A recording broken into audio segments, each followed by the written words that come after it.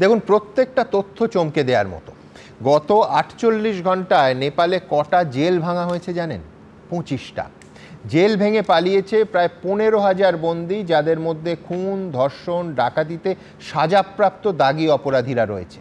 কোনো সন্দেহ নেই যে এদের নিয়ে ভারত সরকারের আশঙ্কার যথেষ্ট কারণ আছে, কারণ প্রায় ১৭৫১ কিলোমিটার নেপালের সঙ্গে ভারতের খোলা সীমান্ত। ইতিমধ্যেই ভারতে ঢোকার চেষ্টা করার সময় পশ্চিমবঙ্গ সহ ৩টে রাজ্যের সীমান্তে আটক করা হয়েছে একজন দুজন নয়, ৬১ জনকে। এখন আমরা জানি না যে ইতিমধ্যে কতজন জেল পালানো দাগী অপরাধী আমাদের দেশে ঢুকে পড়েছে। আজ আমার প্রথম বক্তা ব্রিগেডিয়ার দেবাশিস দাস। আমার মনে আছে এই অনুষ্ঠানে বাংলাদেশের অশান্তির সময় গত বছর আমরা দেখিয়েছিলাম যে বাংলাদেশের কারা অধিদপ্তরের প্রধান ব্রিগেডিয়ার জেনারেল সৈয়দ মোতাহার হোসেন তিনি বলেছিলেন একেবারে প্রেস কনফারেন্স করে অন ক্যামেরা যে ওই সময় বাংলাদেশের ১১ জন, ওদের ভাষায় শীর্ষ সন্ত্রাসী মানে টপ টেররিস্ট, তারা জেল ভেঙে বেরিয়ে পড়েছে এবং ফেরার হওয়া ২২০০ জনের মধ্যে অন্তত ৭০ জন জঙ্গি বা ফাঁসির সাজাপ্রাপ্ত বন্দী রয়েছে।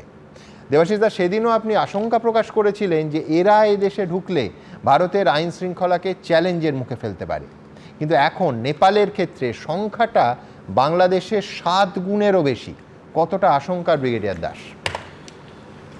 দেখুন, প্রথম কথা, নেপালে যতগুলো জেল আছে প্রায় প্রত্যেকটা ডিস্ট্রিক্টেই জেল আছে। তার মধ্যে 100% জেল থেকে ব্রেক হয়েছে, মানে কোনো জেল ছাড়া পায়নি। প্রায় ৭৫টা জেল আছে, তার মধ্যে 25টার মতো বেশি অল ওভার দ্য বর্ডার হয়েছে। এবার টোটাল ক্যাপাসিটি নেপালের প্রিজনার মানে ওভারলোডেড প্রিজনার ৩০,০০০, তো তার মধ্যে অর্ধেক বেরিয়ে গেছে। এবার কিছু আপনাকে ফ্যাক্ট দিই। এক্স ডেপুটি প্রাইম মিনিস্টার তোপ বাহাদুর, ইনি জেলে ছিলেন, বেরিয়ে গেছেন।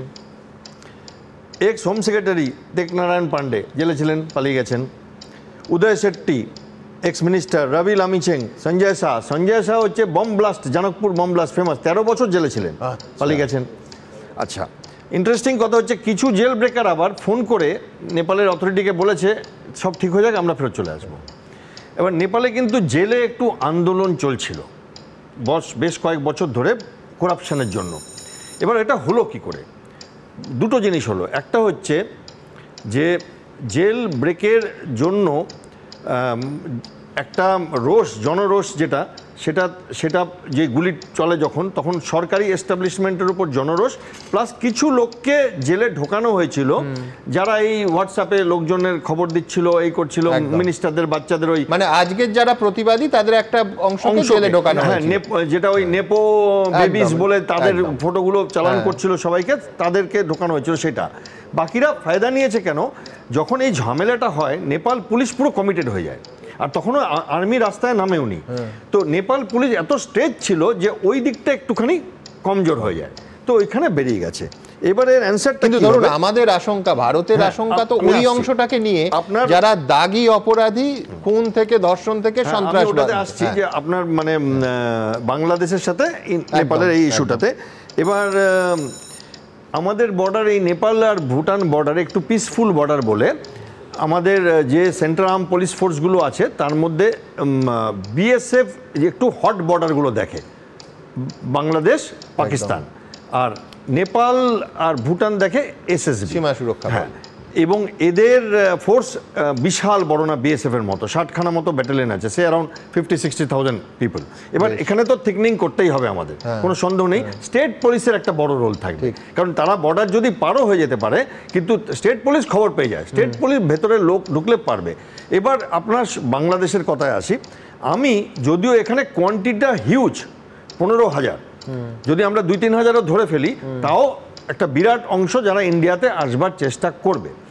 কিন্তু বাংলাদেশে মানে ধরুন 24 ঘন্টায় 61 জন ধরা পড়েছে, এটাও তো বিরাট ব্যাপার। এবং বাংলাদেশের যেটা ছিল সেটা হচ্ছে এদের মধ্যে একটা বড় অংশ ড্রেডেড টেররিস্ট ছিল, এখানে সেটা নয়, দিজ আর ক্রিমিনালস।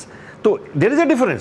এটাও কোনো গুড নিউজ না, 15,000 লোক, তার মধ্যে 10,000 যদি ইন্ডিয়াতে ঢুকে পড়ে, বাট একটা টেররিস্ট ঢোকা ইজ ইকুইভ্যালেন্ট টু 5,000 লোক ঢোকা। ঠিক।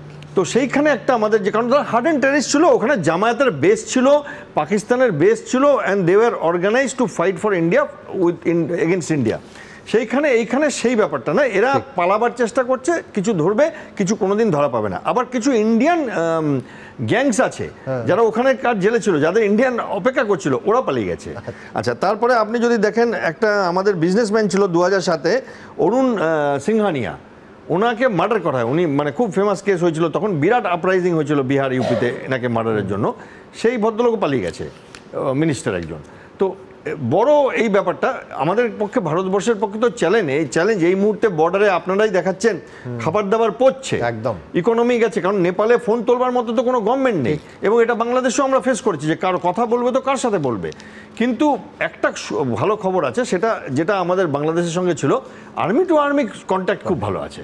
এবং আমি জানি না, অনেকে জানে না যে ভারতীয় সেনাধ্যক্ষ নেপাল আর্মির জেনারেল, আবার নেপালের সেনাধ্যক্ষ আমাদের আর্মির জেনারেল, রাষ্ট্রপতি দেয় দুই দেশের। এবং এখন যারা সার্ভিং করছে তারাও, এই যিনি আছেন এখন নেপালে, উনিও আমাদের আর্মির জেনারেল।